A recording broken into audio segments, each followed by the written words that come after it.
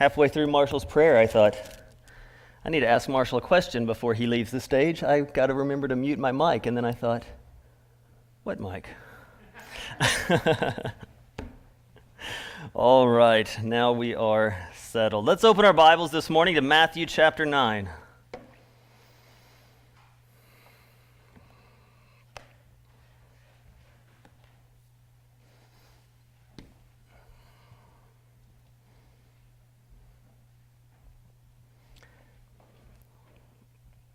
Matthew chapter 9, and this morning we're going to be in verse 14.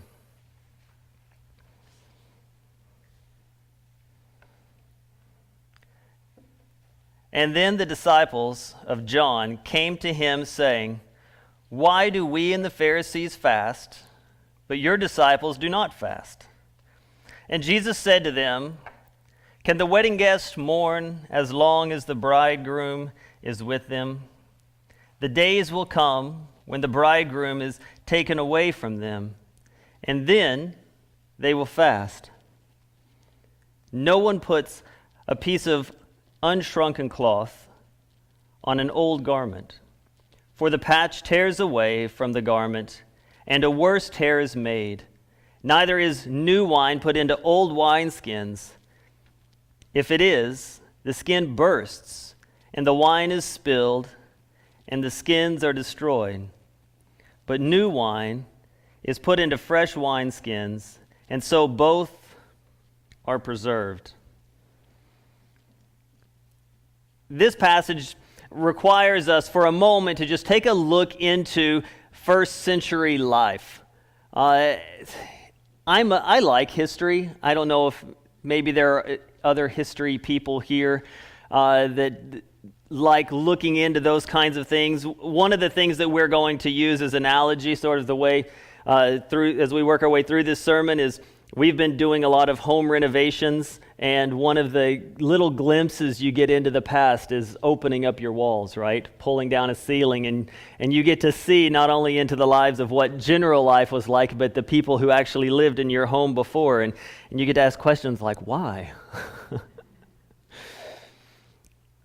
So the look at the past, the first thing that we have to see here is that there is an issue of patching things. You know what that means? That means life was not yet disposable in the first century. We don't patch anything, right? We tend to just, if something gets a hole in it, we toss it and we buy another one. But not the case here. And in particular, looking at that, we have to remember cloth shrinks over time, washed, dried in the sun. The process is going to cause shrinkage in a new cloth, and just like it might in a sweater put into the dryer. And so for the patching, it had to be considered, how old is the thing being patched and how old is the patch? Because there needs to be some balance in that, or else it's just going to create more problems than it did at first. The other part that we need to look into, probably needs a little bit more explanation, is the idea of a wineskin. So what would happen is in the time, they would take the skin of an animal and they would tan the animal, the leather of the animal, just to, well, I mean, come on, you're going to use it to drink out of. You got to clean this thing up a little bit. And so they tan the animal, and then they sew it together, with the exception of where the neck is. They would fill it, and then they would sew that shut. And inside of that is where wine would ferment, right? That's where it would be kept to preserve and to ferment. And the reason you could do that with a new skin is because leather, when it's new, is pliable, right? It stretches, it forms, it takes on shape and that sort of thing. But leather over time can become very brittle and dry. It can crack. And the gases that are created in the fermentation process would cause the volume of the air inside to expand, right? And in that expansion, if the leather was brittle and dry and not malleable, then it would crack, split, explode, what have you. So that's a little look into the physical aspects of what Jesus is talking about. The better question that we want to spend more time on is, Why? So what we have here is we have a group of people that are gathered together. In verse 14, we see that we have the disciples of Jesus, the disciples of John, that is John the Baptist, and the Pharisees. They're all gathered together, and a simple question is asked. It is apparently a time in which people would be fasting, and the question is asked, why aren't you guys fasting? And Jesus says, well, let's talk about patching laundry and making wine. Why? What's the purpose of using these illustrations to answer such a simple question? Well, in answering this, Jesus is going to do two things. He's going to need to tell them who he is and why he came.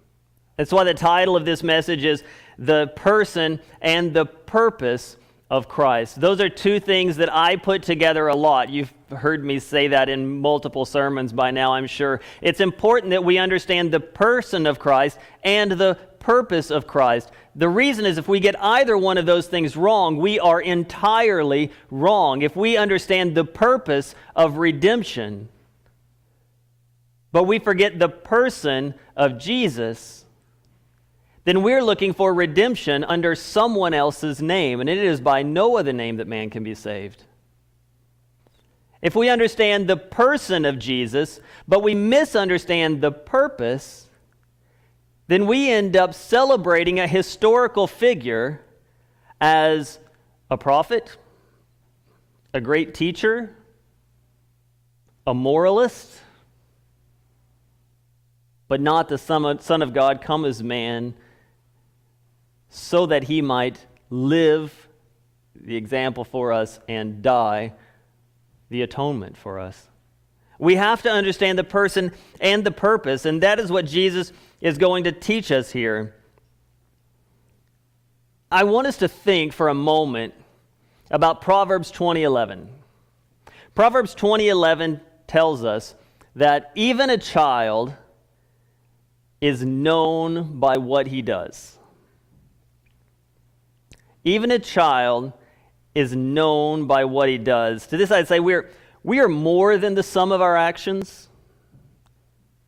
There is more to us than just what we do. So we're more than the sum of our actions, but we're not something other than what we do. There's something formative and identifying about the way that we choose to spend our time, the way that we act. The example that I always go to in this, time and time again, is I would love to be known as a great hockey player. I never put on a pair of ice skates until I was 37, 38. That's a bit late. To be fair, I don't think I've ever skated with a hockey stick in my hand. So for me to call myself a hockey player, or for me to desire to be known as a good hockey player, is ridiculous. Why? Because I don't do hockey. It's not something that I grew up playing. It's not something that I've ever played. And so there's something limiting in my desire for how I might want to be known versus what I'm actually doing. To just sort of use that example again, when I was coaching football, I had kids that would come to me and they would say, hey, you know what, I think I want to try to play college football. And I thought, that's a goal. That's an ambitious goal. Talk to me about the workouts that you're doing on your own.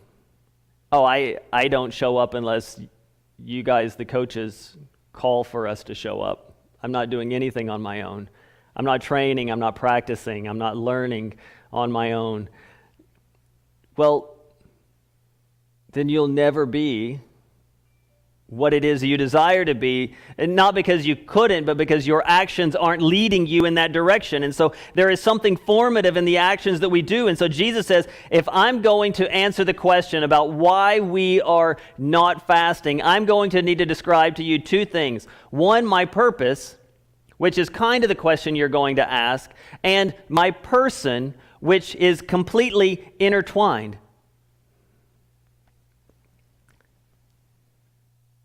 So in verse 15,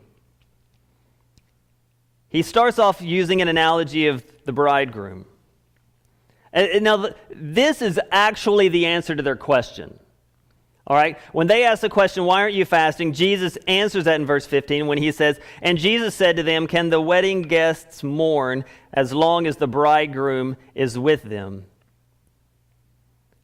So he answers the question with a question, but when he does this is a big deal answer. It's shrouded in a parable, a question, but it's not going to be lost on the Pharisees, because there's a place in Hosea chapter 3, where God is going to take a moment to speak to Israel, and he's going to talk to them about what it means for them to be living in exile, and he is going to say, I am coming for you. I am coming for my people Israel. I am the groom who has come for his bride. And so when Jesus says, I'm the bridegroom, why would the bride wait?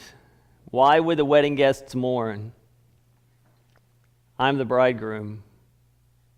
That's a big statement. That is equating himself to God. This is an expression of his divinity, and it would not be lost on the Pharisees in the first century. And it's not something you don't have to really even draw the gap from where Jesus is speaking all the way back to Hosea, because there's another place in John chapter 3. At the end of John 3, John the Baptist is talking, and what is happening is this. People are coming to him and they're saying, aren't you concerned that all of the people that were following you, because John the Baptist was a big deal, lots of people following him, aren't you concerned that all the people following you are now following Jesus? And John the Baptist says, that is what I was hoping for. John the Baptist understood that the Christian life is about living your life in such a way that you're basically just a big marquee with an arrow pointing to Christ. The purpose of the marquee is only in part to draw attention to itself. The ultimate nature of that marquee with the big arrow on it is to point you to a place. And so John the Baptist lives his life this way. He understands that he is drawing attention to himself, but only drawing attention to himself so that it might be diverted to Christ. And in chapter 3 of John, he says, I am just bridegroom. He is the groom. He is the one that all of the attention is for. He is the one to be celebrated. This is not about me. I'm a guest at this wedding. This is about him. And so Jesus acknowledges this. It's a big thing.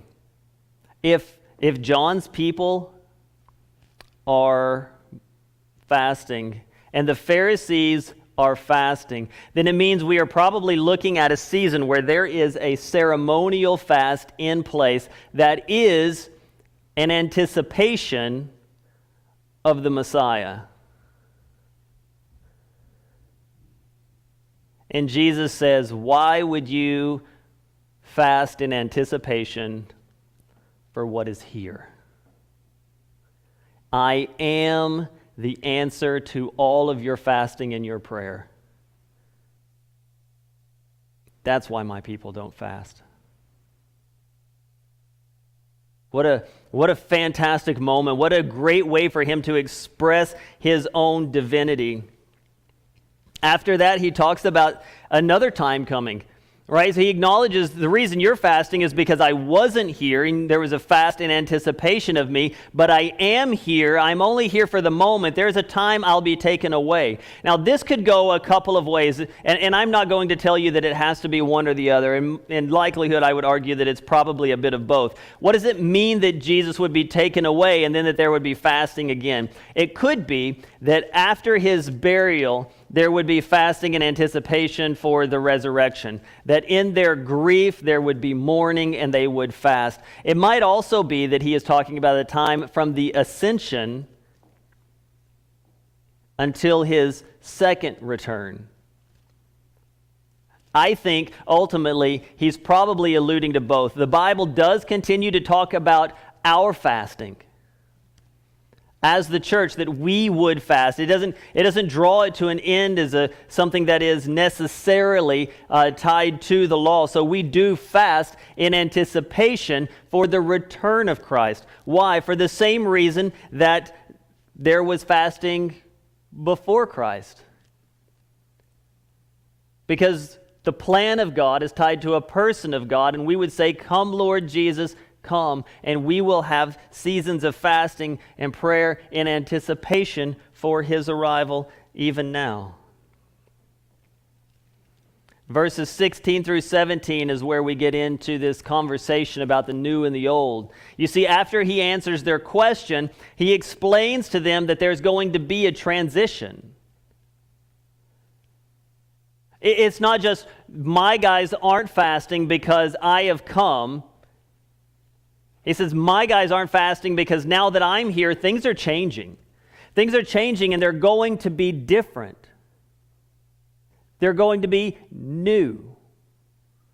We consider ourselves a new covenant, a New Testament church. And so we have to understand what is the balance, what is the difference between the old and the new. What do we as the church do with the old and the new? Because this oftentimes gets confused. And when this gets confused, any number of mishappenings inside of a church's worship, false doctrines and heresies can grow from a misunderstanding of how the old and the new come together. But first we have to acknowledge that they do come into conflict in some ways. The new doesn't come alongside the old as a second option. Right? He doesn't say to them, well, we have the new cloth and the old cloth. Just leave the old cloth alone, it's fine. Just whatever you do, try not to repair it.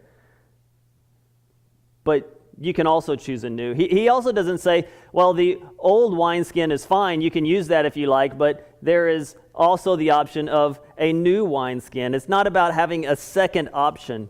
The old, in both cases, has served its purpose. That the old wineskin has become rigid and firm, that it is not good any longer for holding liquid, means that it has served its purpose, it has run its course. And the same is true with the cloth. It is an old cloth, it is torn, patched, it will continue to wear and to tear. Jesus says, no, we are going to move into the new. The conversation is not about the preservation of the old, it is the conversation about the moving toward the new. But this doesn't make the old wrong. Sometimes we can look at this and we can be like, well, the Bible, in Hebrews especially, it talks about the inferiority of the old versus the new.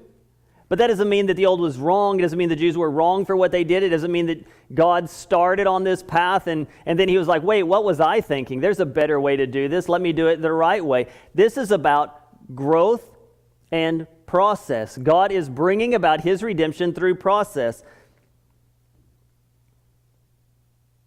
To bring this to sort of the thing that we opened with, the looking at history and seeing glimpses of history even in our own homes. Our home was built in 1914. And one of the things that we noticed when we moved into it is as our many homes in Stratford, there is the little box that was the milk box, right, that opened to the outside. It was a great idea. Access for someone to come in put milk inside of your home where it's safe. But why? Well, there wasn't a refrigerator. And so it got me thinking, like, at some point, someone walked up the steps of our home, probably a couple of people because they were huge, with their first refrigerator that was the first refrigerator in that house. Not a common thing amongst homes until the 1930s, so as many as 15 years prior, the home would have been built without a refrigerator. And even if they got in early, it would have gone 15 years. And so at some point, someone said, hey, we've got a better way. Not that the other way was wrong, but there have been advances. And in these advances, we are going to take the advances. And so if you're curious, no, we don't use the milk box. We use the refrigerator. Another thing that we need to recognize about this juxtaposition of the old and new is that it's not an empowerment of the old, but a replacement. And the idea is not how do we make a better milk box. It's not about how do we make it more effective or more efficient. Not how do we just preserve this out of nostalgia. The idea is that it had served its purpose and it is no longer needed, which is why ours, like most here, are some form of welded or screwed shut. Has been for a very long time. Because it was replaced. And in its being replaced, it became redundant. It became unnecessary. We also need to note that this is not so radically new in a replacement that we have a new work. This is a new means by which God is going to bring about an old work. That old work is the redemption of His creation. And the new covenant is the new way that He is going to go about His redemptive work. It was through the law, now it is through Christ. So, big deal, right? What does it matter? Why would we take the opportunity to just sort of break down and say, okay, well, Jesus says there was an old and now there's a new. We've established that. We understand it. Go with the new. What's my take home? How does this affect my worship? How does this affect my understanding? I think there are a couple of things that we need to do using this passage to make sure that we clear up our understandings of how we read the Bible and how it is that we practice worship. The first thing that we need to understand is that we are not Zionists. Scripturally, this cannot be. I understand that there are a number of Christian groups that believe that what we need to do is we need to see the Jews restored. We want to see temples built. We want to see their worship restored, because when the Jews are able to worship again, that will glorify God and it will bring about the second coming of Christ. Here's the problem with that. The problem with that is that in order for people to make sacrifices to God under the law, they will be actively rejecting the sacrifice that is Jesus Christ. It would be an abomination for people in the name of God to say, in anticipation of the Messiah to come, we are going to make animal sacrifices. When Hebrews tells us that there was a once and for all sacrifice that is Jesus Christ, that supersedes all that the law had. And so for Christians to get caught up in this idea of Zionism, this idea that we need for Israel to return to their state of worship inside of their temple, is to long for something that Scripture doesn't long for, and Scripture doesn't even anticipate. In fact, if you consider that the Gentiles do not even come into the picture until Acts chapter 11, then we know for a fact that when all of the Gospels and the first bit of Acts are written, What is taking place is that Jews are compelling Jews not to practice Judaism, but to follow Christ. Zionism, the celebration of Jewish ideology and worship under the law, is the old wineskin. If you inject a new covenant into it, it bursts. Because it anticipates a Messiah, it doesn't receive the Messiah. If you try to sew Christianity onto Judaism, it rips, it tears, because the law says, do these things. And Christianity says, it is finished, because I have done this on your behalf. On the flip side of that, we are not anti-Semitist.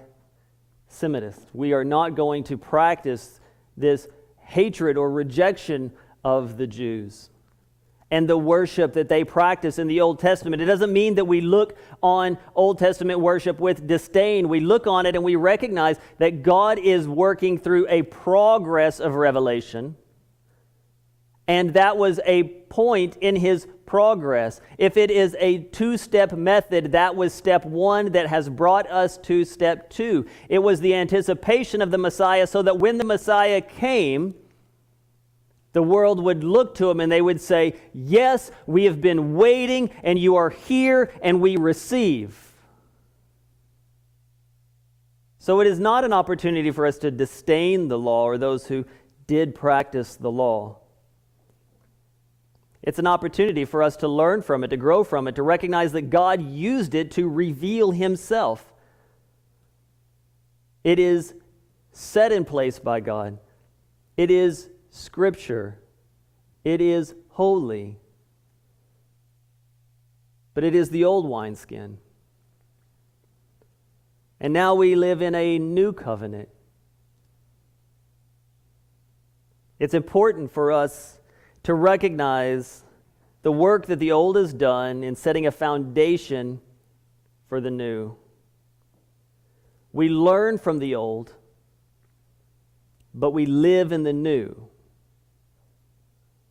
We learn from the old, but we live in the new. As a pastor, I've never been one to get into doing the recognition of Jewish holidays or feasts. I know that some churches do. This is the reason that by conviction I can't do those things, to bring on the Feast of Booths or the Feast of Tabernacles, or to practice Passover the way that the Jews would have practiced it. I can't do that in good conscience, because all of those things look forward to a coming of a Messiah. They were tools that have served their purpose. They are old thread, dried skins, and milk boxes. But Jesus says this, and we're going to even hear these words as we practice communion. There's a new covenant. This is the new covenant in my blood. Drink it in. Let it be a part of you. Receive it and accept it and move forward in this new covenant. And what is that new covenant? That new covenant is the gospel of Jesus Christ. And on a day when we get to open with a baptism and close with a communion, it is only fitting that we stop for a moment and recognize what that gospel is. Mankind has tried everything that there is to try in order to better themselves. And in some places we've given up, right? I hear more and more this talk about you're the perfect you. Only you can be you. You're 100% perfect at being you. But what if me's not good? Would we say the same thing to people that we know are openly dangerous to themselves or other people around them? No. They live in this sort of broken tension of what you need to do. The best thing you can do for yourself is just to accept yourself as you is. Okay. Grammar lesson for Tim. Accept yourself as you are. Subject-verb agreement there. Yet at the same time, seek help. Counselors have never been more popular. Self-help books are always the best-selling books of the year. Do the work on yourself. But why work on yourself if yourself is a perfect self? We live and we wrestle inside of this tension in the flesh of, do I better me? Can I better me? Or do I just give up and accept what it is? We understand that there's something more. We understand that there's an ideal. And try as we may, we also understand that we cannot be enough for ourselves. We fail and we stumble. And then we look to Christianity where we have a God who says, be perfect because I'm perfect. And we think, I struggle enough just to be happy with myself, let alone to be perfect. Because isn't it also our favorite saying to say, well, nobody's perfect? And God says, I know that. I know that about you. In fact, I knew that about you before I said those words, before I revealed myself to you as perfect, before I called you as perfect, before this whole thing was set into motion. I knew you, and I knew that you were imperfect, and I knew that you would be incapable of making yourself perfect. And so this is what I have done on your behalf. I have come to be the perfect one. I have come to show you what perfect looks like. And I have come to bear the weight of your sin so that you don't have to be perfect. You just need to abide in me and allow my perfection to cover you, because apart from me, you can do nothing. So abide in me.